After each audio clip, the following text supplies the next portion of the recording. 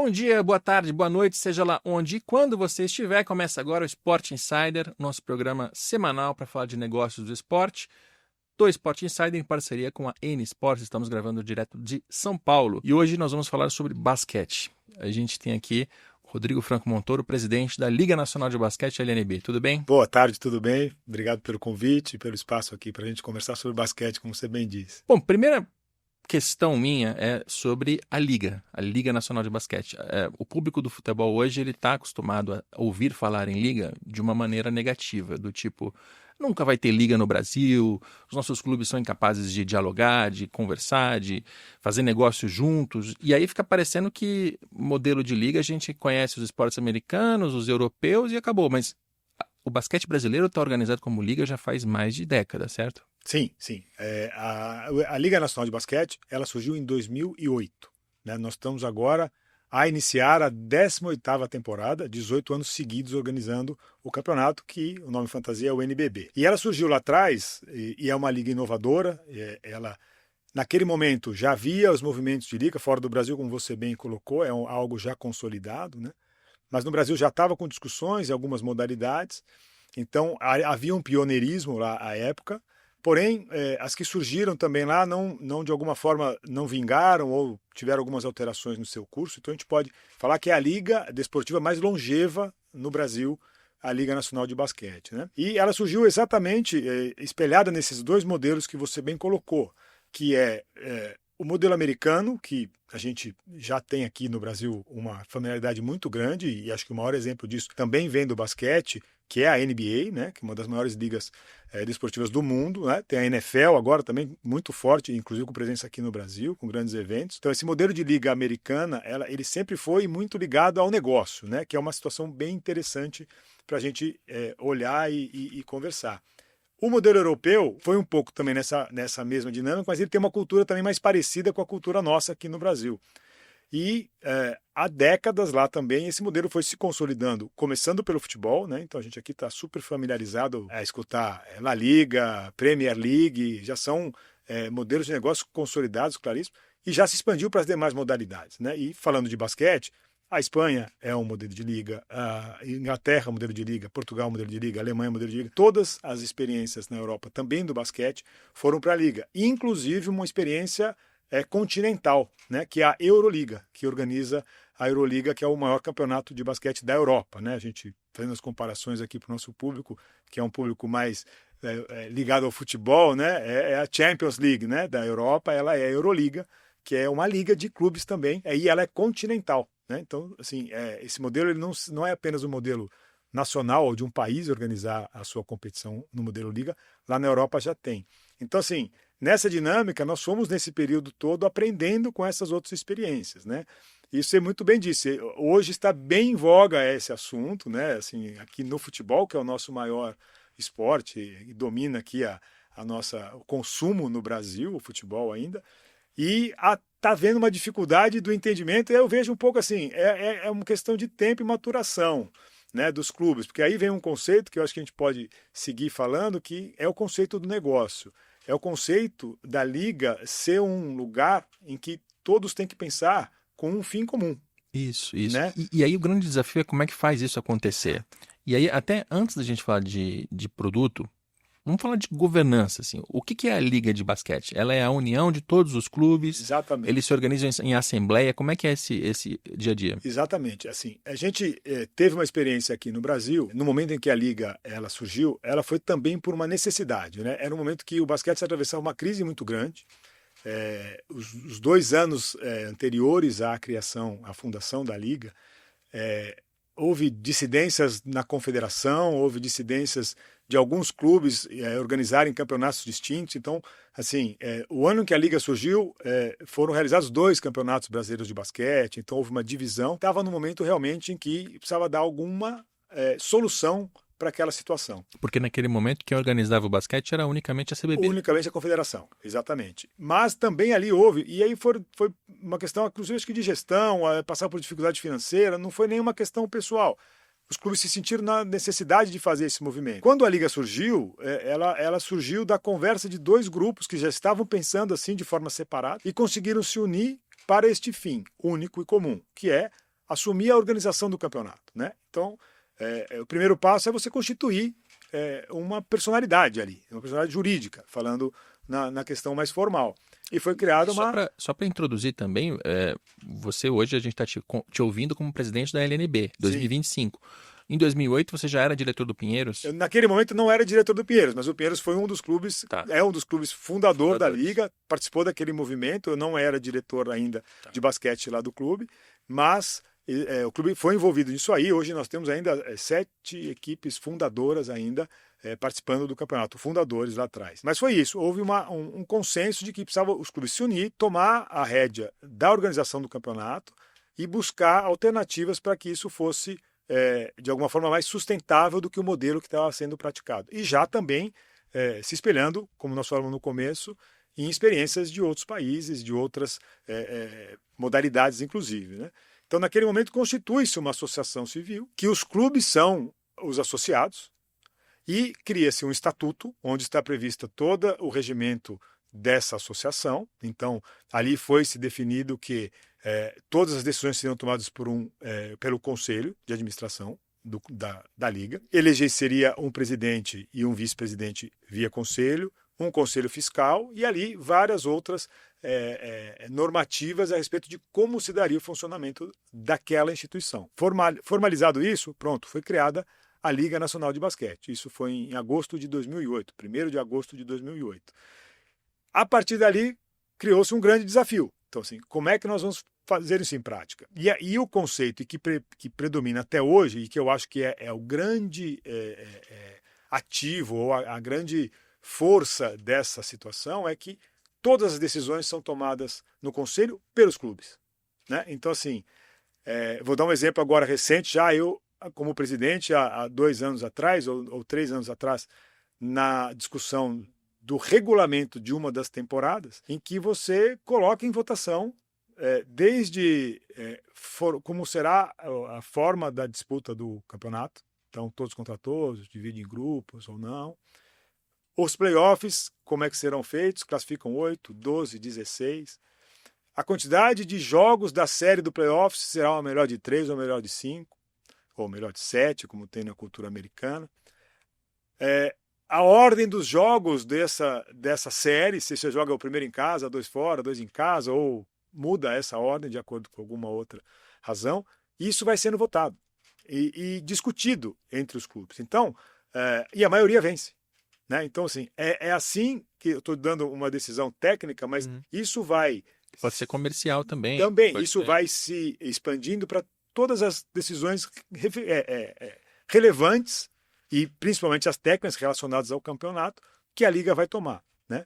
Então, assim, eu peguei muito uma experiência ali que o primeiro presidente da Liga, na época da fundação, foi o Couros, que é um executivo do esporte do Minas Tênis Clube, que também é um dos clubes fundadores da Liga.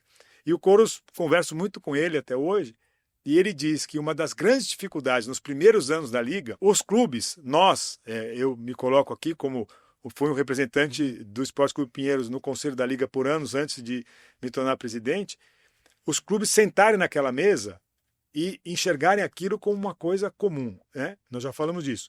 Aqui nós vamos discutir o que é bom para o campeonato, o que é bom para todos, não para um exclusivamente. Na quadra, nós disputamos, nós brigamos, nós lutamos para ver quem ganha.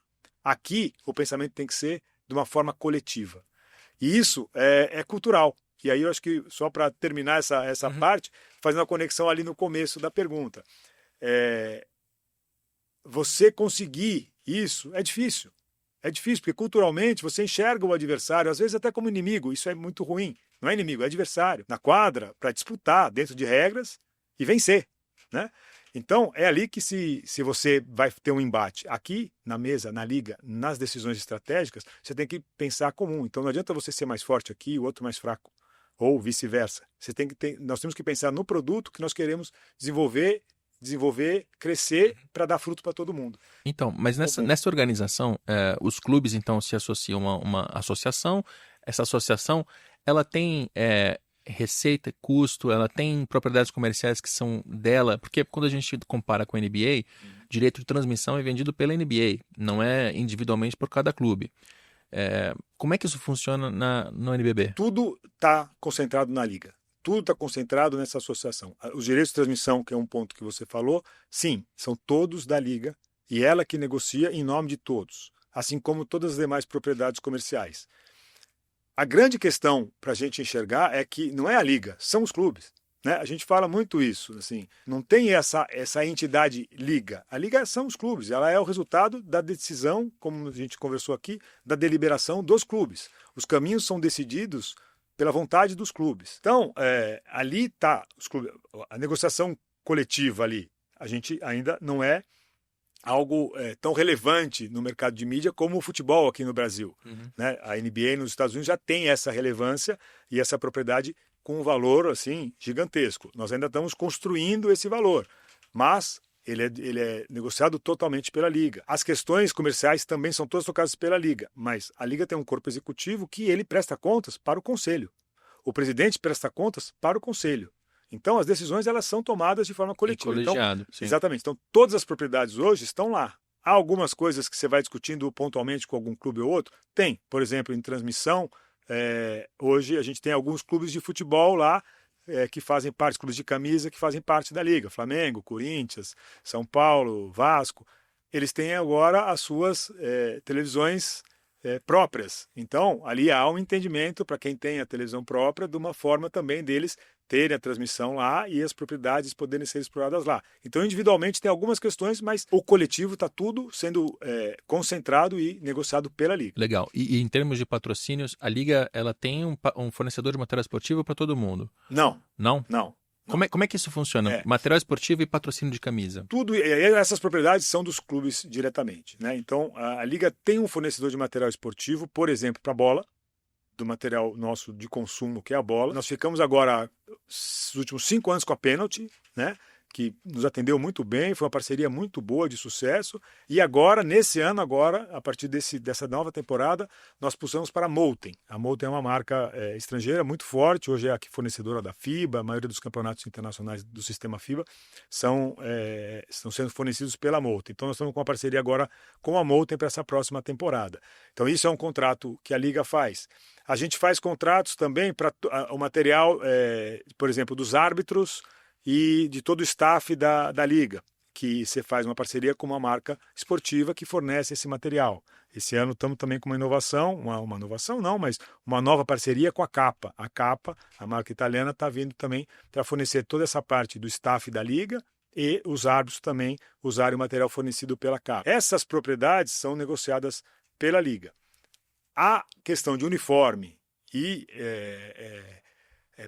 outras questões internas dos clubes são os clubes diretamente que negociam. Então, o material esportivo também é o clube que negocia. E para fechar essa parte sobre funcionamento de liga, como é que é a relação com a CBB? Porque você mesmo contou que a origem da Liga Nacional de Basquete vem de um momento ruim do basquete como um todo, de uma desorganização e de uma cisão com a confederação. Hoje, qual é o papel da confederação? Naquele momento da fundação da Liga, não houve uma cisão. Do dia 1 da Liga, ela nasceu já com um contrato de reconhecimento pela Confederação da Liga como a entidade que ia organizar o Campeonato Brasileiro de Basquete da primeira divisão. Essa é uma modelagem que ela é cópia também dessas experiências internacionais, então há sempre uma relação entre a Liga e a Confederação Desportiva do país. Eu digo cisão porque não deve ter sido uma coisa mais amigável do mundo, então, porque nunca é. Naquele momento foi, porque de fato a Confederação ela se viu incapacitada de fazer o campeonato, né? Por conta da situação, assim, estava pior. Pode ser, não com a Liga, né? Na Liga não tudo bem. As ligas anteriores, teve uma liga que até foi capitaneada pelo Oscar, que organizou um campeonato naquela época. Teve uma outra que foi para um dos clubes do interior de São Paulo, que organizaram uma outra competição. Então, assim, esses aí provavelmente atuaram num momento de mais conflituosidade. Mas a Liga Nacional de Basquete ela surgiu lá já com esse reconhecimento. E isso é um contrato celebrado. Nós vivemos, vamos dizer, 15 temporadas dessa mesma forma. Né? Com uma relação com a confederação, contratual, há direitos e obrigações recíprocas, e a principal delas é esse reconhecimento que tem um valor ativo muito grande para a Liga, o reconhecimento dentro do A conceito... confederação ela tem que chancelar a Liga, exatamente isso. porque, querendo ou não, gostem os torcedores ou não, seja da CBB, CBV, FIFA, CBF, etc., essas entidades elas têm o monopólio sobre a prática esportiva profissional de alto rendimento. Sim. Então, é um sistema, né? O sistema desportivo tem uma regulamentação e elas estão inseridas, não exato. tem como organizar o campeonato sem ter algum tipo de relação. A minha dúvida maior é a arbitragem, por exemplo, ela é da Liga ou é a CBB que fornece? Os árbitros são todos árbitros vamos dizer, treinados e reconhecidos pela confederação. Nós temos a escala da arbitragem. Então, a escala de arbitragem é da organização do campeonato, mas nós utilizamos os árbitros da confederação, homologados, treinados e certificados pela confederação. Eu disse o exemplo porque é bom falar isso, exatamente até para mostrar que esse tipo de relação tem que ser construtivo, mas às vezes você tem algumas dificuldades, que foram 15 temporadas com essa relação, tendo ajustes aqui e acolá. Nós tivemos as duas últimas temporadas sem esse reconhecimento da confederação, né? Porque em um determinado momento a confederação entendeu por bem que não estava de acordo com a situação e o contrato anterior. Nós começamos a conversar, naquele momento não chegou a um entendimento imediato e o campeonato seguiu, né? Então, as duas últimas temporadas elas foram organizadas sem a vigência de um contrato. Sem a chancela. Sem a chancela, que é a consequência do contrato. Durante esses 2 anos, nós fomos construindo essa relação com a confederação, entendendo as demandas da confederação, a confederação entendendo as demandas da Liga, para chegar a um denominador comum. Muito próximo de como foi isso e dentro dos conceitos modernos de relação entre Liga e confederação que você mencionou, né? E conseguimos, já há alguns 6, 7 minutos, no meio da última temporada, celebrar o contrato. Então, a partir dessa temporada, volta a ter a chancela da confederação. Isso é muito importante, né? Eu, durante todo esse período, fui sempre um defensor disso. Claro, tem que negociar, tem que conseguir chegar no melhor termo para os dois lados, entendendo o lado contrário da mesa. Mas, assim, exatamente para esse papel que você falou. Existe um sistema desportivo, ele é legal, ele é totalmente previsto em lei, repasses de verbas públicas, vem desde o COB para as confederações, é todo um sistema. Isso se reflete internacionalmente, como você disse, as confederações continentais, depois as mundiais, então no basquete é a FIBA América e a FIBA, né, como exemplo do futebol. E elas que organizam também essas competições, como no futebol, a Libertadores, que aqui é a BCLA, Copa Sul-Americana, é muito semelhante ao sistema do futebol para o público entender. E quem indica os times para essas competições é a confederação local. Então, se você não tiver essa conexão, os seus times não têm essa certeza de serem os indicados, né? Se havia 2 campeonatos, quem que vai? Então, era a minha dúvida. Não ter essa chancela nesses 2 anos significou que os times brasileiros não puderam jogar? Jogaram, mas... porque também a confederação não organizou um campeonato nesses 2 anos. Tá? Então houve essas conversas tentando chegar a um acordo, houve talvez uma tentativa de organizar um campeonato pela confederação que não foi organizado, ou foi organizado de uma forma com as equipes que já faziam parte lá, então seria uma segunda divisão, vamos dizer assim. Então, no momento em que foi disputar uma competição internacional relevante, acabaram convidando as equipes da Liga pela ordem de mérito desportivo, campeão, vice e terceiro colocado para participar do campeonato. Mas não tem essa certeza. Né? Poderia não ter sido isso. Então, isso é muito importante. E é muito importante, acho que, para o sistema como um todo, né? Qual é o propósito da Liga? É organizar o NBB, o campeonato de elite, o campeonato da primeira divisão. A confederação ela tem um papel importantíssimo na condução da seleção brasileira, né? Que é um ativo muito valoroso, né? A seleção brasileira, as competições internacionais que participam, e, sobretudo, no desenvolvimento do desporto nacionalmente, que é a base, como a gente chama popularmente. Fomento, né? O fomento do basquete, o fomento da modalidade aí para todas as confederações que tem. Então, assim, se a gente não estiver junto e o trabalho dos dois não for feito corretamente, adequadamente, visando um crescimento, vai acabar. Vai descasado porque vocês vão formar atletas... Ou não vai formar. Aí vai acabar o meu campeonato. Ou o campeonato é mal organizado, esses atletas chegam e não tem um campeonato. Então, esse trabalho tem que ser conjunto. E muito feliz em dizer que esse contrato foi restabelecido e a relação está muito boa. nós estamos fazendo diversas ações conjuntas com a confederação para que a gente possa também auxiliá-la nas funções mais relevantes da confederação e também que ela possa nos ajudar nas funções mais relevantes da liga. É uma troca e você tem que estar, sempre eu falo isso, falava nas reuniões, sempre, às vezes a gente precisa dividir na vida, mas se você puder somar, o resultado sempre vai ser maior. Né? Então assim, dividir, às vezes precisa em situações, mas se você puder chegar ao encontro de que você vai somar, você vai chegar num lugar melhor. Vai somar, vai ser sempre maior que a divisão, o resultado. Então foi nesse conceito que a gente conseguiu. Deixo aqui o registro também da boa vontade e do esforço para o Marcelo Souza, que é o presidente da federação da CBB atualmente, né? Foi com ele que a gente celebrou o contrato, fiquei muito feliz de ir na posse dele, foi bem na semana que nós estávamos celebrando o contrato, e é o resultado de um esforço coletivo, não fui eu e não foi o Marcelo que fez, foi a vontade dos clubes, do NBB, da Liga Nacional de Basquete, com a confederação, para que a gente consiga desenvolver e fazer o basquete crescer, porque no final das contas nós estamos fazendo basquete, e o basquete é uno, é uma coisa só, então quanto mais a gente estiver junto e puder somar, melhor. Falando em somar, essa participação dos clubes de futebol que você citou, ela é bem interessante, porque primeiro o basquete já tem equipes que são muito tradicionais no basquete, então quando a gente fala de Franca, quando a gente fala do próprio Pinheiros, quando a gente fala dessas equipes, assim, em tese daria para você fazer um NBB só com as equipes de basquete, digamos assim. Agora, o Flamengo está no basquete já há muitos anos, desde o começo da liga inclusive, e dado até o sucesso do Flamengo, acho que isso puxa outros clubes de futebol a quererem ter equipes de basquete. E aí tem uma situação que ocorre agora com São Paulo, por exemplo. O São Paulo, eu peguei o balanço de 24, por isso que eu estou com o celular na mesa aqui para colar, mas o São Paulo, pegando só o basquete profissional, em 2024 ele teve ali 2,5 milhões de receita e teve 10 milhões de custo. Então teve um déficit ali de 7,5 milhões. E o presidente Júlio Casares, que inclusive esteve aqui, assista a entrevista com ele, a gente não falou de basquete, mas falou de muitas outras coisas, ele interrompeu esse basquete profissional. Ou seja, o clube de futebol, ele vê o basquete de uma maneira que financeiramente é mais custo do que receita, e ele é inconstante, tem uma certa inconstância, porque se o presidente decidir que naquele momento é hora de encerrar outras iniciativas para focar no carro-chefe, que é o futebol profissional, ele faz. Como é que é isso para vocês? É uma dinâmica complicada, né? Então, fazendo um histórico e deixando mais claro um pouco de como são as coisas lá na Liga e a gente chegar nesse ponto. Você muito bem colocou. Eu resumo, e todo resumo não é preciso, mas a gente tem mais ou menos 3 grandes ou diferentes tipos de associados lá, né? Então, você começa pelos times de futebol, que tem camisa, como você destacou, e nós vamos voltar a falar deles.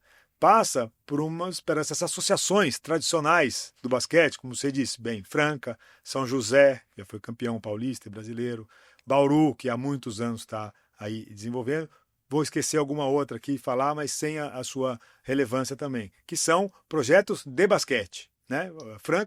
Franca tem uma bola de basquete no símbolo da cidade. O Franca é incrível. É incrível. Eu fui num jogo das estrelas lá e foi um jogo que faz muitos anos, sim. mas foi uma abertura de campeonato com o Flamengo. A atmosfera do ginásio de Franca é sensacional, igual ou melhor a de um estádio de futebol cheio. Assim. É muito. E o entorno também. Se você chegar antes de um jogo desses mais relevantes em Franca, você vai ver os carros estacionados fora, as pessoas tomando cerveja, tomando refrigerante, comendo um sanduíche, o pré-jogo fora do estádio, né, fora do ginásio. Então, é uma cidade de basquete. Legal. É uma cidade de basquete. É um exemplo disso, mas temos outros parecidos.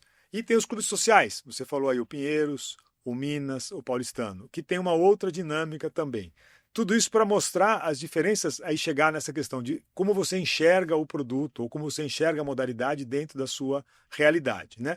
Um clube poliesportivo, social, olímpico, como o Pinheiros, o Paulistano, o Minas, ele enxerga aquilo como um ativo relevante, eles têm uma predisposição de que aquilo vai ser, de alguma forma, subsidiado até um limite pela instituição e a outra vai ser captado com patrocínios e incentivos de outras naturezas, mas faz parte ali, vamos dizer assim, do core ali deles. A gente tem que ter, né, no Pinheiros o esporte olímpico, o Paulistano tem, o Minas tem.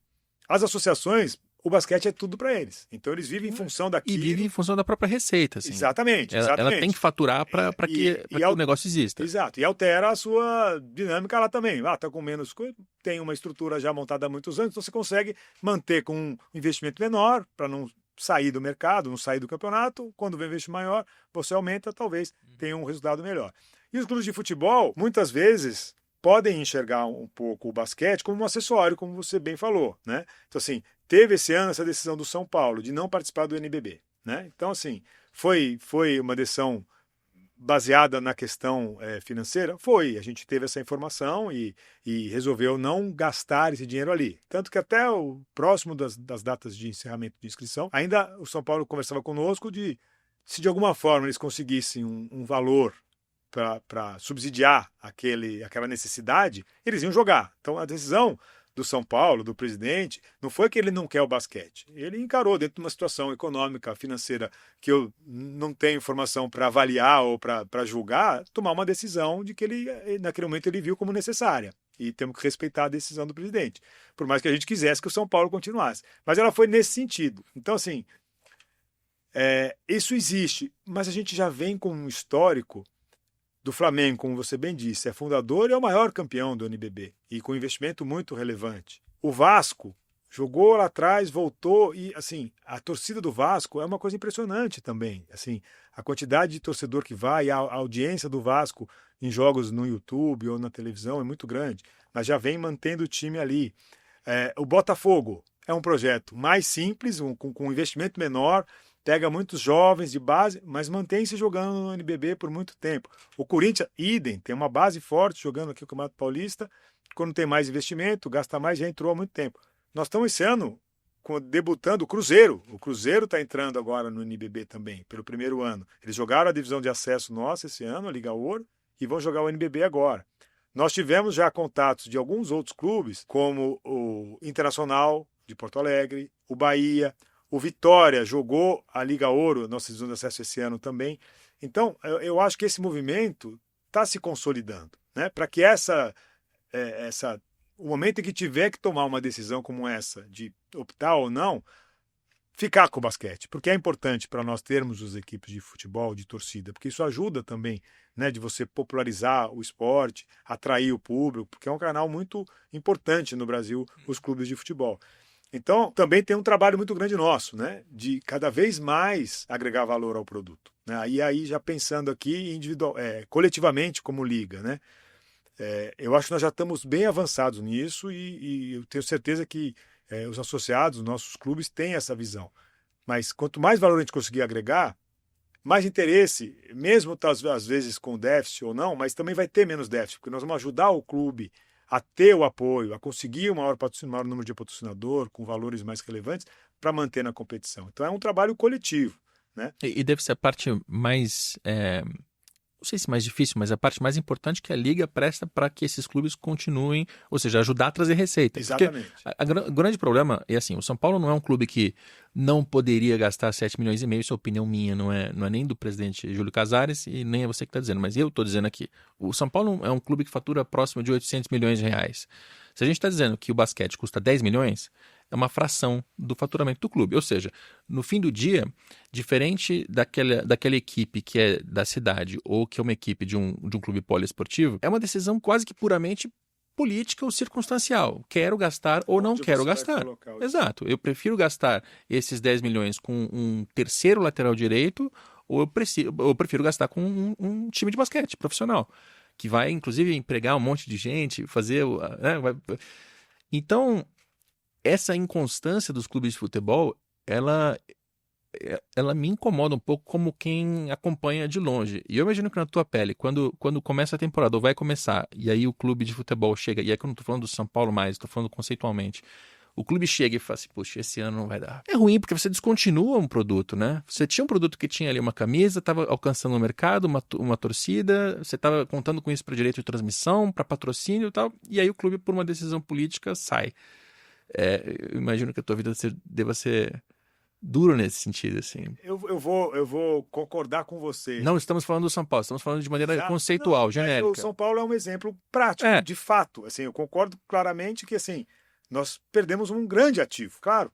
né? Então, assim, quais as formas que nós temos que nos precaver, ou se não é precaver, é trabalhar para que isso não aconteça. Então, assim, é dessa forma que eu enxergo esse momento que a gente está passando com o São Paulo. Fico um pouco tranquilo pelos exemplos que eu dei, né? De vários Eu já outros que vi estão há outros que muitos estão anos. e se esforçando, assim como o São Paulo também se esforçou, e eu sei do esforço do São Paulo para manter esse projeto já há algum tempo. O São Paulo alcançou recentemente, há 3 anos atrás, a final do NBB. O São Paulo foi campeão da BCLA, que é a Libertadores. O São Paulo foi campeão da BCLA, foi jogar a Intercontinental, lá na Espanha, que é o campeonato mundial, organizado pela FIBA. Então, assim, alcançou resultados relevantes também, além de agregar muito por conta dessa situação do clube de futebol, do tamanho que é o São Paulo. Então, de fato, nos preocupa de alguma forma isso, mas cabe também à Liga olhar e cada vez mais promover para que isso não aconteça. Então, assim... E saber que tem mais é um exemplos desafio, positivos do que sem negativos dúvida, nos exato. últimos 10 anos. E confiante de que o São Paulo é uma situação transitória e que eu acho que o presidente teve seus motivos para tomar a decisão da forma que ele tomou, mas eu tenho convicção de que em breve eles vão estar de volta, né? O São Paulo tem um trabalho grande na base aqui, né? Eu acompanho muito o basquete também por conta do Pinheiros na base. O São Paulo está com ótimos times de base. Acabou de fazer nesse final de semana a final do Campeonato Sub-19 brasileiro, foi contra o Pinheiros, inclusive, foi Pinheiros e São Paulo. Então você vê, tem um Sub-19 vice-campeão brasileiro, então o projeto continua. É essa decisão momentânea de aplicar ou não aqui determinado montante ou não ter renovado algum tipo de parceria que pudesse ajudar nesse custeio. Mas eu tenho convicção que voltaremos a ter o São Paulo aí. A vitória recente é muito positiva do São Paulo. E isso nos leva a falar de receitas, né? Porque no fim do dia é isso que vai ajudar a ter a manutenção de todos os 3 tipos de clubes, né? Não só o de futebol. Como é que está? Vamos separar isso por linha de receita. A mais importante é patrocínio, certo? Sim. É a que contribui com a maior parte do faturamento dos clubes. Você citou já a renovação do acordo com a Caixa, que é uma parceira já de muitos anos também. Do basquete e do esporte brasileiro. Exato, né? exato. Destacar isso. Verdade. Como é que tá essas outras propriedades, assim, além do name right da Caixa, que tipo de propriedade você leva ao mercado? Como tem sido a sua receptividade? Então vamos lá, a gente, pensando na organização do campeonato, eu falei, as grandes propriedades nossas atuais do ponto de vista de valor ainda não são os direitos de transmissão. Estamos investindo para que isso aconteça. O name rights do campeonato e um parceiro de mídia forte são as 2 maiores receitas que a gente tem, né? Que no último ano era a Caixa com o name rights e o grande parceiro que era uma empresa de bet que nós estamos agora negociando a renovação. Então, assim, essas 2 propriedades que a gente vende, o name rights, espaço em quadra, placas, são os 2 maiores ativos que nós temos e negociamos no mercado. Esgota? Não. Ainda tem várias outras parcerias, talvez de menores entregas, de menores valores, que vão agregando receita para a Liga. Mas, com certeza, isso representa, vamos dizer, como receita para nós, algo entre 60% e 65% da receita vem daí. A parte de transmissão, ela nos agrega mais, acho que esses outros 20% aí para a gente fechar essa conta. A gente somou 80, 85. Exato. Ainda tem mais algum outro tipo de receita? Tem, porque a gente tem direitos de vídeo que você vende para fora em pequenas quantidades, para casas por exemplo, empresas de apostas mesmo, né? Que na verdade tem uma no meio que compra tem um intermediário. Vende, exatamente, que são aquelas empresas grandes, a IMG, a Esportes Radar, são grandes empresas internacionais, players que compram isso. Tem outras receitas menores. Que é um direito de mídia também, só que voltado para esses segmentos que é aquela específicos. telinha de 7 centímetros que você pode, que não vende. Então, assim, tem uma outra fonte de receita aí que a gente faz. Mas ela predominando nessas 2 coisas. A gente teve, vamos dizer assim, como todo o sistema, e aí não só desportivo, mas econômico brasileiro, um pós-pandemia muito difícil, né? Quer dizer, aquele momento foi muito difícil, o campeonato parou na metade, não terminou por questões sanitárias, normal. Conseguimos retomar no ano seguinte, um campeonato sem abertura para público, né? Aqueles jogos fechados que você tinha que entrar de máscara, teste, foi uma logística muito complicada. E também com um apelo menor, né, de patrocinador e mídia, uma receita bem menor. Quando as coisas foram retomando a sua normalidade, a gente vem num crescimento grande de receita nisso. E preocupado muito agora exatamente com essa visão aí de, eu acho que assim, de negócio, mas com dois focos muito relevantes, que é essa transformação do esporte, do entretenimento, num produto de experiência, né? Então, a gente tem desenvolvido, conversado muito com os clubes, com os associados, para que a gente consiga agregar isso, agregar valor ao produto a partir disso, que é o que a gente enxerga que é a maior demanda hoje para que o público tenha, né? Esses grandes eventos mundiais têm comprovado isso. Então a gente tem feito seminário, tem feito alguns tipos de discussões. No último Jogo das Estrelas, você até mencionou o de Franca, no ano passado, na verdade esse ano, né? Que foi em março, foi em Belo Horizonte, no Minas Tênis Clube. Nós fizemos uma espécie de workshop, 2 dias, aproveitando que nesse evento todos estão presentes, e levamos a discussão, trouxemos uns outros profissionais para colaborar, para a gente fazer uma dinâmica em grupo ali, para buscar formas da gente inovar, para a gente criar coisas novas, para agregar valor ao produto, né? Exatamente nessa pegada. Então, assim, essa parte da experiência, do entretenimento, é um ponto crucial que eu acho que eu acho que, inclusive, todos os esportes estão caminhando para isso, né? Para essa experiência. E a segunda, a gente buscar público, né? Buscar audiência. Audiência tanto física nas partidas, né? Nos estádios, nos ginásios, como no consumo da mídia, na televisão, YouTube e todas as demais formas hoje de mídia que a gente tem de divulgação. Então, assim, o desafio grande é esse, a gente atrair público, porque isso vai agregar valor, que é que eu acho que esse 20%, 20% que eu falei, ele tem muito a crescer, ele também agrega valor ao outro, evidentemente, né? Porque se você cresce a sua audiência, o name rights vai valer mais também.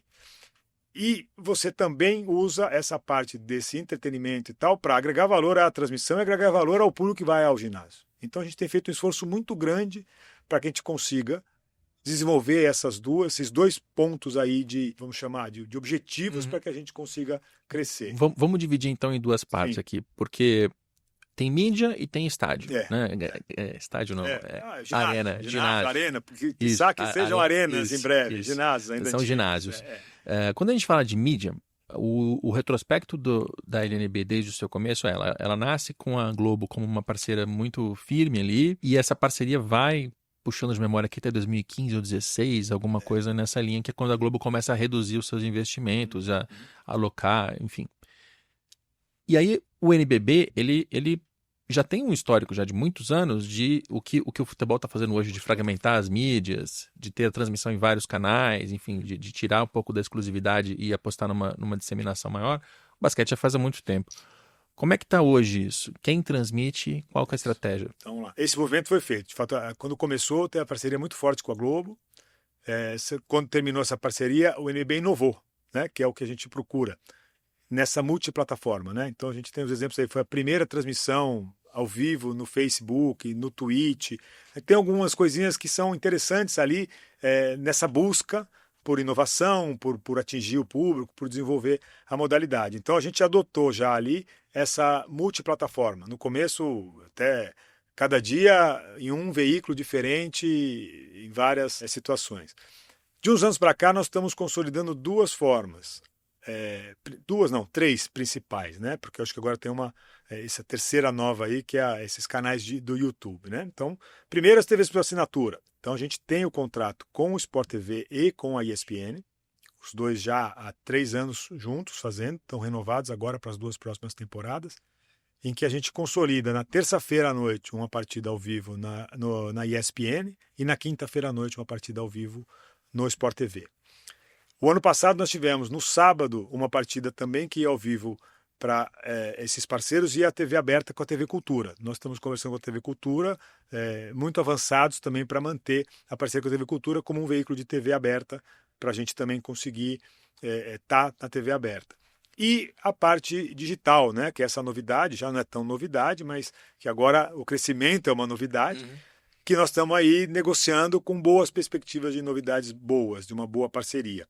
A gente tem a parte de transmissão, até fazendo um parênteses aqui, se não me engano, o maior departamento de investimento que a Liga faz. A Liga já, quando assumiu essa questão de multiplataforma e começou a tratar o produto dessa forma, ela trouxe para si a produção de todo o seu conteúdo. Então hoje 100% do conteúdo é produzido internamente pela Liga. Então a gente entrega o sinal, a gente entrega, se quiser, até o narrador. e o comentarista para lá. E a gente transmite jogos no nosso canal do YouTube também. Então, a gente tem um departamento muito forte nisso. Toda a parte de mídia social, e aí é o que se reverte aos clubes, por exemplo. Então, assim, divulgação no Instagram da Liga, com a parceria com os Instagrams ou outras mídias sociais das equipes, de matérias sobre a equipe, sobre atletas da equipe, resultado do jogo, performance, os vídeos sobre o jogo, tudo é produzido lá e a gente tem um canal para distribuir junto com as equipes e junto com os nossos parceiros de mídia. Mas isso é muito interessante porque a gente tem essa... E eu acho que esse investimento vai nos render alguns frutos no curto a médio prazo bem grandes agora, porque você tem um controle muito grande disso. Então a gente consegue entregar, por exemplo, no passado tivemos uma parceria com uma das empresas de bet que nos patrocinava, eu entrego o jogo para ela customizado, por exemplo. O placar tem a marca dela, na transmissão vai ter a marca dela, as inserções durante a transmissão com a marca, tudo personalizado para um parceiro comercial, que pode ser qualquer parceiro que disponha a veicular a marca no nosso campeonato. Então esse investimento ele é muito grande ali para a gente e está nessa questão da multiplataforma. Nós estamos buscando uma parceria mais forte agora no YouTube. Para esse ano, a gente também tem uma nova parceria com a X Sports, ou X Sports, que lançou agora a TV aberta 100% esportiva. Isso. Agora no mercado aí. Uma boa notícia, né, para nós apaixonados pelo esporte e para você divulgar mais. Então eles também nos procuraram e a gente também já fez uma parceria com eles para colocar 2 jogos a 3 jogos por semana ao vivo na plataforma deles também. Então assim, a parceria, a estratégia nossa está manter os parceiros que são muito relevantes, né, para um posicionamento, para uma divulgação, porque o Sport TV dá muita divulgação para o campeonato, a ESPN da mesma forma, e etc. Buscar uma parceria com uma TV aberta, né, que a gente está negociando com a Cultura, que foi nas últimas 2 temporadas, e buscar aproveitar desse momento do YouTube de fazer uma parceria mais relevante, né, porque agregar esse consumidor que está ali no YouTube, a gente conseguir direcionar mais o nosso produto e atingir mais gente. Então, entre essa gravação e a veiculação do programa, o NBB já vai ter começado. Qual é a chance de, nesse intervalo entre nós falando e as pessoas assistindo, já ter fechado isso? Você acha que é grande? Então são contratos que devem... Talvez isso esteja desatualizado, perdoe-nos. Exato. Não é nem por uma questão de... Não. Só pode falar quando fecha. Exato. Pode não falar de confidencialidade, nada, mas não pode falar quando não está assinado. É só porque talvez a pessoa esteja assistindo a gente e fala assim, mas espera aí, esse contrato já fechou, eu estou assistindo na Cultura. Exatamente. A Cultura principalmente, que a Cultura é muito avançada, mas os parceiros ali no YouTube, legal. Eles podem ter... Espero que a gente consiga fechar e estou muito confiante que sim, a relação está muito boa, o interesse recíproco de desenvolver o produto. Essa busca pelo YouTube, assim, de maneira popular, que todo mundo alega, olha, o YouTube é importante porque ajuda a rejuvenescer o nosso público. Porque as pessoas que assistem ao YouTube, teoricamente, são mais jovens do que as pessoas que assistem a Globo na televisão aberta. Essa é uma análise tão batida quanto... Eu nem sei se ela está correta. No caso de vocês, por que o YouTube? Eu também não acho que ela está correta. E a gente, vamos lá, o nosso público ele é mais jovem mesmo, né? Nós temos análise ali que ele é um público mais jovem do basquete. E não só o nosso, como do basquete, né? A gente já falou aqui de NBA, que é uma parceira nossa também. Nós temos várias ações em conjunto com a NBA. Quanto a NBA se cresceu aqui no nosso mercado, né? Então, assim, é ótimo para a modalidade. Nós não temos que... Não é um concorrente a NBA. Ela tem que agregar valor e nós temos que nos aproveitar dessa situação. Então, assim, é que a gente entende ali como o YouTube, aí vamos dar os exemplos aí, por exemplo, a Globo acabou de lançar o GE num canal no YouTube, na GE TV, porque isso cresceu. Isso vem um pouco também na esteira do crescimento, da explosão da Cazé TV. E outros aqui, que eu não vou ficar nominando, sim, tem uma relação com o público jovem, porque aí eu tenho filhos aqui de 21 anos, 18 anos, eles consomem a mídia digital, eles consomem o digital, eles não assistem televisão, né? Assim, eu vejo essa transformação de consumo, né? Então, assim, não é que eu quero o jovem, mas o jovem consome ali. Sim. Então, de alguma forma... Você não está indo só para rejuvenescer. Exato, não é rejuvenescer. Não é rejuvenescer, mas, assim, o fato é que o público que assiste a um YouTube, no mínimo ele tem que ter mais jeito com digital, as plataformas do que as pessoas mais velhas. Nós estamos no meio dessa turma aí. Mas eu acho que, nesse sentido, tem relação com essa público análise. Que só assiste ao YouTube, né? Exato. Hoje, esse é o ponto, né? Existe um grande número de pessoas que consomem conteúdo por ali. Então, você precisa estar lá. Então, assim, e eu não vou contrariar esses grandes veículos e conglomerados de mídia aí, como o exemplo da Globo, eu vejo o exemplo da ESPN também ali no streaming, né, com a Disney mudando toda a forma de distribuição também para um streaming, né, então assim, o caminho é até esse. Eles estão indo para lá, é esse, a Cazé já é algo que mostrou que deu um resultado muito relevante, né, nas transmissões tanto de Copa do Mundo como de Olimpíadas. Então, assim, é um caminho que a gente precisa fixar mais o pé. Eu acho que é ali. Porque a TV aberta eu vou oferecer, dependendo do parceiro, com mais possibilidade de crescimento ou menos, tudo bem. As duas empresas de assinatura aí, dedicadas ao esporte, a gente está lá já, com já alguns anos consolidada e com uma parceria muito boa. É o YouTube que é um lugar para a gente investir agora, né? Sem deixar de investir nos demais. Mas essa tendência eu acho que é meio de consumo mesmo, né? Não é só uma questão de idade, é de consumo. Eu também comecei a consumir YouTube agora. Nós aqui, uma geração intermediária, a gente... Aqui, né? Esse tipo de Nós estamos no YouTube. Nosso, ele é do YouTube, a pessoa assiste no YouTube, a hora que ela quiser, como ela quiser, aperta o pause, toma um cafezinho, aperta o play... Ou pula, né? Pô, assunto de transmissão eu não quero saber, mas eu quero saber de ginásio, que é o meu próximo assunto. Isso, então vai mudando. Vai mudando. Como é que fica a questão do ginásio? Porque, assim, como a gente já citou, Franca, existem locais no Brasil onde a cultura do basquete ela predomina naquele espaço. Franca é um caso, acho que Bauru é outro. De maneira geral, a gente ainda tem muita gente para trazer ao basquete. E a pessoa que vem assistir ao NBB, ela tem alguma referência de NBA, ela conhece alguns clubes de futebol que estão ali disputando, ela conhece algumas... Mas assim, tem muita gente para ser introduzida a esse ambiente. Como é que se faz isso no ginásio? Vamos falar de infraestrutura, né? Então, assim, voltando um pouco no tempo, no começo, a Liga teve uma preocupação grande com esse item aí, mas começou pelo básico. Então, eu lembro lá de trás, eu nem estava ainda fazendo parte da Liga, mas houve um esforço, uma parceria muito grande em conseguir pisos de quadra para modernizar o instrumento de trabalho ali, né, que é muito relevante, começar ali o piso de quadra, e as tabelas. Né? Então, assim, você começa por ali, né? Como é que você vai agregar valor? Piso de quadra e tabela. Depois, a gente começou a pensar nas transmissões. Então, por exemplo, nós temos piso flutuante de madeira, sem marcação de linha de outros esportes, tabela com determinada condição. Isso tudo consta do nosso regulamento. É obrigatório. Se você não tiver, você não joga.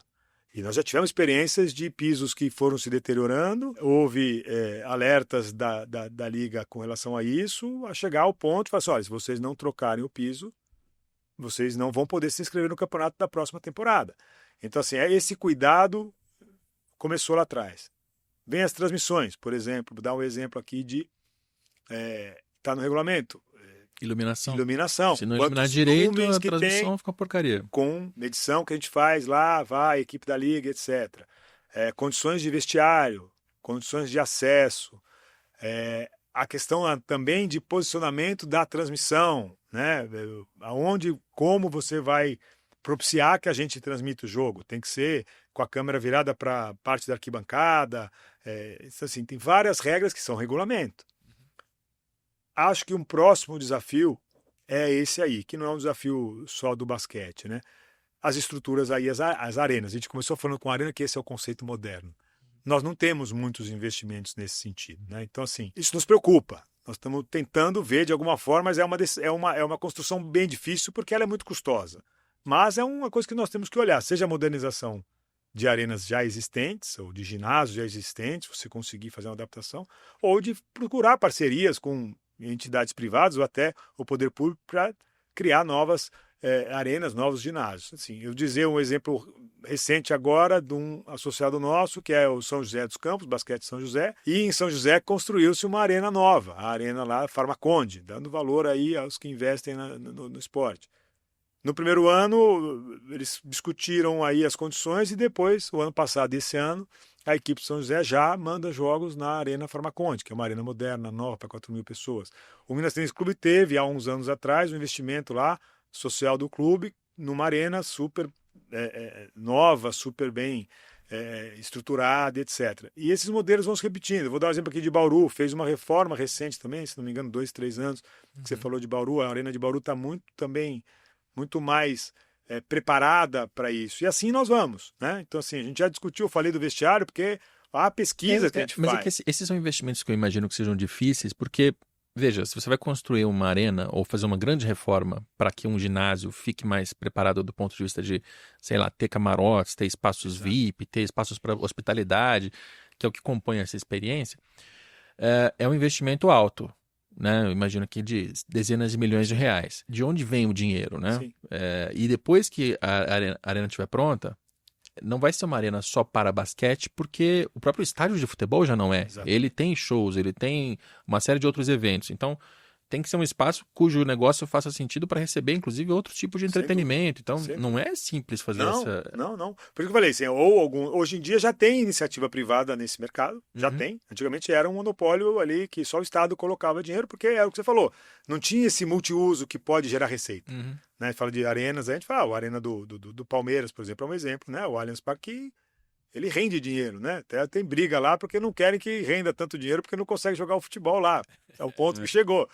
Mas é nesse sentido mesmo. Claro que é uma arena multiuso hoje em dia, e não é só para esporte também, né? Se a gente parar a pensar, feiras, tem outras formas de utilização das arenas, além de shows e tal, feiras de setores da indústria, de setores do comércio que utilizam muito isso aí, eventos corporativos. Que precisam de espaços para 4 mil lugares. Exato, ou para uma área que você monte estandes, etc. Então, tem uma demanda muito grande para isso reprimida. Assim, essa solução é muito difícil que ela parta da liga ou de todos os clubes ou todos os associados. Alguns podem ter, como o Minas teve lá, um investimento nessa área. O NBB foi um atrativo para usar a arena que foi construída. Essa é uma forma também da gente seguir.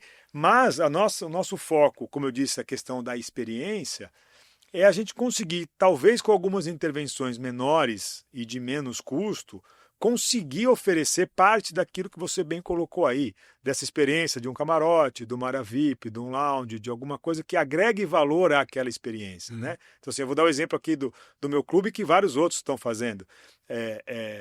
A gente fez lá uma cadeira de quadra, né? Então, assim, a exemplo da NBA ali e tal. Então, assim, a gente conseguiu colocar e é uma experiência muito interessante para você depois passar a explorá-la, né? Um fã de basquete, se puder sentar na beira da quadra, você está ali a poucos metros do atleta, você está muito perto daquela emoção do jogo, você tem uma experiência muito legal. Agrega-se valor a isso, talvez com um serviço ali que você tenha, seja a pipoca, o refrigerante, um sanduíche. As ativações, que a gente tem buscado muito fazer isso com os nossos patrocinadores e incentivando as equipes a fazerem com os seus patrocinadores locais, ativações de intervalo, de tempo técnico, seja elas em quem tem estrutura por vídeo, como tem lá, câmera de beijo, a câmera da dança e etc., ou até aquelas questões, vai lá arremessar do meio da quadra com um prêmio de R$1.000, R$2.000, vai se acumulando, isso vai gerando uma expectativa. Então, assim, tudo isso a gente vem querendo desenvolver, ajudando as equipes, dando algum tipo de apoio. Colocamos isso com a Caixa, que é uma super parceira também para essas ações, para dar um brinde, para dar uma camiseta, chamar as pessoas para participarem de uma gincana na quadra. Isso tudo para agregar valor ao produto. Então, essas interferências talvez sejam um pouco mais fáceis da gente fazer para que a gente tenha um resultado mais rápido. Arena, construção de grandes ginásios é um pouco mais longo e um investimento muito, muito alto. Mas é o que eu falei, assim, a gente teve esse exemplo em São José, está feito. Tem alguns ginásios muito bons, eu vou dar um exemplo aqui também, tive agora recentemente lá em Brasília. Brasília fez o lançamento da equipe agora lá, com um evento muito bem organizado lá pelo Basquete Brasília, super legal.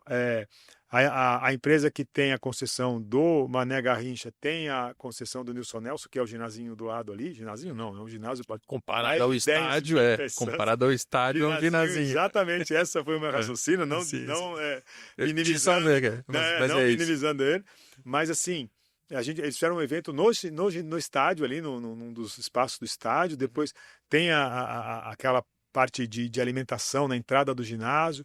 E o ginásio, eles colocaram aquele telão de 4 lados, o Minas está colocando esse telão de 4 lados. Isso vai agregando valor ao produto, você vai conseguindo agregar valor, né?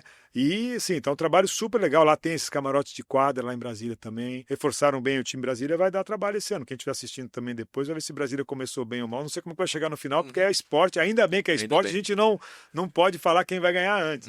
Mas, assim, tem vários exemplos de situações que estão se desenvolvendo nesse sentido. Então, a gente está querendo catalisar isso. Então, o papel da Liga é tentar catalisar isso. Porque essas experiências eu acho que vão agregar um valor enorme para a gente conseguir continuar crescendo. Tá? Eu estou dizendo aqui que a gente quer crescer, mas é que a gente está crescendo. Tanto em público, não é relevante ainda, mas há um crescimento. A receita das equipes não é relevante com o público. Porque, quando você diz que não é relevante, o que acontece? Quem assiste a gente e ouve falar no futebol, futebol tem como uma fonte importante de receita a bilheteria. Só que é só o futebol que faz isso, porque todos os outros esportes, dada a necessidade de levar o público ao estádio, se você ainda cobrar dele R$50, R$100 no ingresso, ele não vai. Não vai. Tem que cobrar menos, por isso mas isso. Agora, você vê, questão de público, para ver os mercados. Eu vou aqui lembrando, dando exemplos aqui, né? Quem eu esqueci de dar exemplo aqui, me perdoe, mas o maior público na última temporada em média foi em Santa Cruz do Sul, no União Corinthians, que é uma cidade também tradicional do basquete. Já teve Arividal, times fortíssimos lá atrás no Campeonato Brasileiro, fizeram uma final contra o Corinthians, era o Corinthians que o Oscar jogou lá, time fortíssimo. E a cidade, assim, não vou fazer comparação com Franca, porque pode ser mais ou menos, não sou eu que vou julgar, mas é assim, o ginásio lotando sempre. O ginásio de Caxias sempre cheio também. Caxias do Sul tem uma equipe no NBB, duas equipes do interior do estado do Rio Grande do Sul, com ótimas médias de público. Então, assim, a gente tem público, a gente tem que tratar bem desse público, já trata, mas melhorar, proporcionar uma experiência melhor para atrair mais gente. É um produto, é muito. O basquete, assim, claro que eu sou um apaixonado pelo basquete. Eu pratiquei basquete, eu joguei basquete e atuo aqui como gestor de um clube pela modalidade do basquete e agora da liga de basquete. É difícil achar um esporte que tenha possibilidades de emoção tão grandes quanto o basquete. Eu não estou puxando sardinha, é verdade. Você vê aí o mais popular NBA, jogadas tanto na plasticidade como questões em último segundo, assim, de definir uma decisão, definir um jogo em 5 segundos. Você chega com 2 minutos para acabar o jogo, tá 11 pontos, você não tem segurança que já ganhou. Aí vão lá 2, 3 bolas de 3 pontos, pegou, perde uma bola, o cara vira um jogo com 15 segundos, na última bola. Então essas experiências a gente tem. Para fechar uma curiosidade esporte, assim, aleatória. Eu não sou um fã do basquete, mas conheço alguns, e eles dizem que o Stephen Curry destruiu o basquete porque com os pontos que ele faz de 3, o basquete parou de fazer as enterradas, as jogadas mais plásticas de 2 pontos para arremessar de fora, fazer 3 e isso ter uma pontuação maior. Esse problema já chegou no Brasil? É um problema? Não é um problema. Não é um problema. Eu vou fazer uma brincadeira aqui dos últimos 5 ou 6 MVPs de temporada na NBA, nenhum arremesso de 3 pontos. Antetokounmpo, Jokic, eles não são pivôs. São homens grandes, que hoje em dia tem que arremessar 3 pontos, tem que correr a quadra. O atleticismo no basquete mudou. Essa discussão, eu sei que ela existe. Mas o Brasil, ele copiou os Estados Unidos nesse sentido, dentro de quadra também? Então, eu vou até brincar até para puxar a sardinha do nosso lado. Se você fizer essa pergunta para o nosso grande mão santa, Oscar Schmidt, ele vai falar que o Curry copiou ele, que quem inventou essa história de arremessar 3 pontos foi Oscar e Marcel em Indianápolis, e os americanos aprenderam com isso. Brincadeiras à parte, assim, mudou o jogo. Tá. Eu não acho que estragou o jogo ou que gerou um problema para o jogo. Tá. Mas mudou o jogo. Mudou, inclusive aqui. Inclusive aqui. Porque é muito relevante. Assim, matematicamente, é 50% a mais de ponto, se você acertar. O risco é maior porque é mais de longe? Só que os caras treinam mais. Os caras acertam mais. Né? Então, assim, mudou um pouco a dinâmica do jogo, mas tem lados muito bons disso. Você assiste um jogo que está 20, 25 pontos de diferença no primeiro tempo, sem a bola de 3 pontos era impossível. Aquele jogo estaria acabado. Com a bola de 3 pontos, se o time bobear, ou se o outro time não sai nem bobear, se o time começar a produzir e render, porque todos têm capacidade, que todos treinam. O Curry é um extraterrestre, ou o melhor que já teve para arremessar a bola, mas Muitos acertam muitas bolas, se deixar arremessar e começa a acertar e não para mais. A confiança, né, no esporte é um elemento muito relevante. O cara vira o jogo. Isso aí faz isso que é ruim pro jogo? Eu acho que é bom. Então, assim, mas aí ficou chato porque não tem mais, às vezes, a praticidade, ou fica muito... o exagero mas aí fica aquela história. A gente discute aqui, vamos ter que parafrasear e voltar ao futebol. Não tem o jogo trancado, de jogar por uma bola e o cara é campeão. O gol de falta sumiu, por exemplo. O falta sumiu também, mas aí é teoria fisiológica, né? Já escutei que os caras treinavam muito e machuca, expõe mais. Isso. Mas assim, o que eu quero dizer o time que joga na retranca... tem um tipo de gol plástico sim, bonito, que não tem mais. Que tem uma plasticidade que deixa de ter. Estatisticamente, o futebol tem uma clara estatística de que, sei lá quanto percentual, mas é relevantíssimo, sei lá, se eu tento chutar errado, que nem é meu esporte, que ele é feito numa área do campo. Sim, né? Então você vem não chutando muito de longe, porque tem treinador que ali no garrafão não é eficiente no garrafão. Ali no garrafão do campo. Ali, a linha do pênalti até intermediária. 80% dos gols saem dali. Então você vai falar, para que você vai chutar tanta bola de longe? Eu adoro que chute, a gente fica assistindo o jogo de falar, chuta, e o cara não chuta. Provavelmente é uma orientação técnica e tática, porque não é tão eficiente. Então no basquete tem treinadores que apostam num time de 3 pontos. Então ele vai jogar assim. Mas não é 100%. Eu dei o exemplo. O próprio NBA não é 100%. Né? Então, assim, eu não vejo como um problema. Legal. Eu acho que é coisa para discutir. Acho que é super legal. E cada um vai ter uma opinião também. E eu respeito. Quem achar que é um problema, que estragou, que não gosta de ver o jogo assim, eu vou respeitar, claro. Ou o cara, eu também prefiro que o jogo seja futebol 5-2. Mas o cara que joga 0-0 e faz um gol... E quem quer ganhar, de repente não vai querer se expor para um 5-2 ou para um 120, E às vezes 120, a característica dos seus atletas, né? Às vezes, né? Qual é o seu time? Então, como é que você vai jogar? Você vai jogar de acordo, às vezes, com a característica dos seus atletas. Então, se os caras metem bola de 3, amigo, se beneficie disso. Se você tem um time mais forte que joga embaixo da cesta, você vai machucar os caras embaixo da cesta. E isso é importante ainda no basquete. Isso, hoje em dia, a expressão é abre a quadra. Então, assim, aquela história, 3 pontos é muito relevante, mas continua tendo que ter. Se você ficar lá só aberto, não vai. Maravilha. E o Curry não estragou, porque, assim... Teria que ser um cara ruim para estragar. Sim. O cara, ele é fora do comum. Sim, né? mas ele é um dos maiores jogadores da história. Então, ele não é um jogador só de 3 pontos. Claro. Ele fazendo as coisas que ele faz. Então, o Curry agregou. E assim como o Curry, dizem também que o Guardiola estragou o futebol. Mas tem muito toque de bola. Exato. Chegou, acabou. Você resumiu a história. Não acaba a nossa conversa aqui. Vai ser uma delícia. Se a gente não parar, a gente tem mais um programa para falar só de dentro. Pode chamar que eu venho nesse programa também. Bom, muito obrigado pela sua participação. Rodrigo Franco Montoro, presidente da LNB. E diretor do Pinheiros. Obrigado por explicar para a gente como é que funciona o negócio do basquete. Não, eu que agradeço o convite, estou à disposição e obrigado a vocês por darem esse espaço, essa oportunidade aqui para o basquete. Muito bom. O compromisso nosso, assim, tem que ter espaço para todas as modalidades, né? E aqui na N Sports e no Sport Insider falamos de basquete e falaremos mais de basquete. Como eu já disse, teremos Arnon de Mello, que é o responsável pela NBA no Brasil, para a gente ver uma outra face dessa conversa. E a gente fica por aqui. Voltamos com mais uma entrevista na próxima terça-feira. Tchau.